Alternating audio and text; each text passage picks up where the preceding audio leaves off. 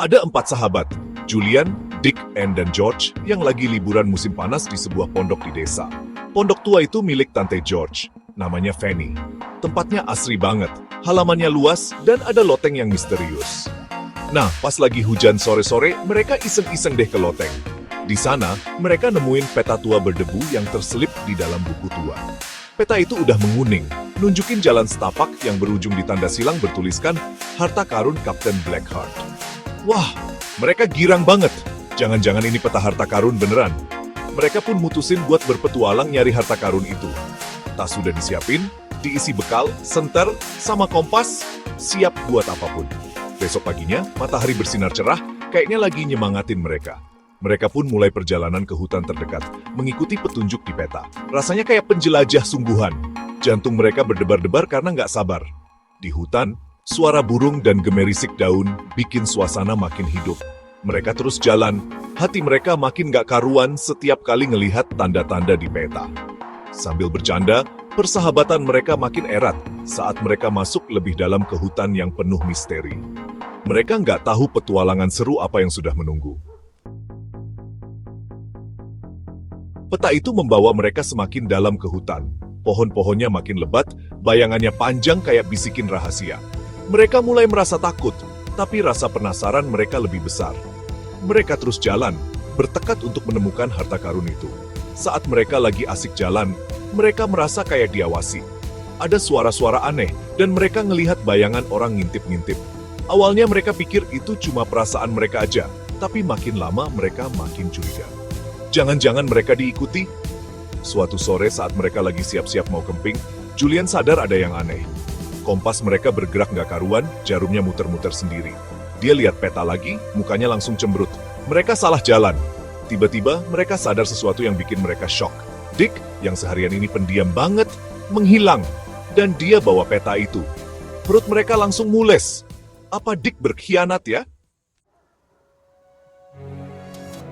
Dikhianati itu sakit banget, apalagi sama sahabat sendiri.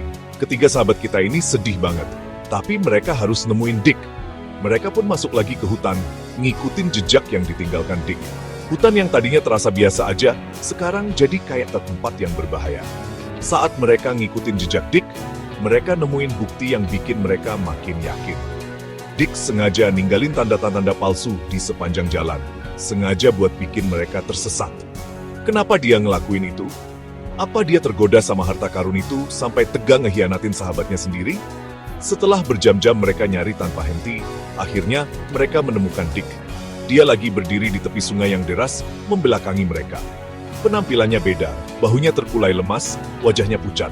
Mereka memanggil Dick, suara mereka dipenuhi rasa marah dan lega. Dick berbalik, matanya berkaca-kaca. Dia mengaku kalau dia sudah ditipu. Ada orang asing misterius yang mendekatinya. Bilang, tahu jalan ke harta karun itu. Dia membujuk Dick dengan janji-janji harta yang gak terbayangkan. Tapi, Dick akhirnya sadar kalau orang asing itu bukan orang baik. Dia berbahaya dan kejam, dan dia gak akan berhenti sampai dia mendapatkan apa yang dia inginkan.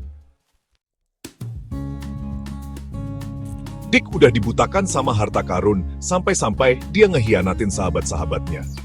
Dia nyesel banget atas kesalahannya. Sahabat-sahabatnya yang lega karena Dick udah kembali, langsung memaafkannya. Mereka tahu kalau persahabatan lebih berharga daripada harta karun apapun. Mereka pun berjanji untuk mengalahkan orang asing itu dan keluar dari hutan bersama-sama. Tapi orang asing itu ternyata mengawasi mereka. Dia menyudutkan anak-anak itu, matanya berkilat-kilat penuh keserakahan. Dia minta peta itu, tapi anak-anak itu nggak gentar. Mereka sudah belajar tentang arti kepercayaan dan gak akan mudah ditipu lagi. Mereka pun kabur, dikejar sama orang asing itu. Anak-anak itu cerdik dan berani. Mereka berhasil ngelewatin jurang yang curam, batu-batu licin, dan masuk ke bagian hutan yang paling lebat. Akhirnya, mereka berhasil kabur dan kembali ke pondok dengan selamat. Petualangan itu memang menguji persahabatan mereka, tapi juga membuktikan kekuatannya. Mereka menghadapi bahaya bersama, dan ikatan mereka semakin kuat. Mereka belajar kalau persahabatan sejati itu tentang kepercayaan, kesetiaan, dan saling memaafkan. Lalu bagaimana dengan harta karunnya? Ada hal-hal yang lebih berharga daripada emas, dan persahabatan mereka adalah salah satunya. Mereka kembali ke kehidupan mereka, selamanya terikat oleh petualangan mereka.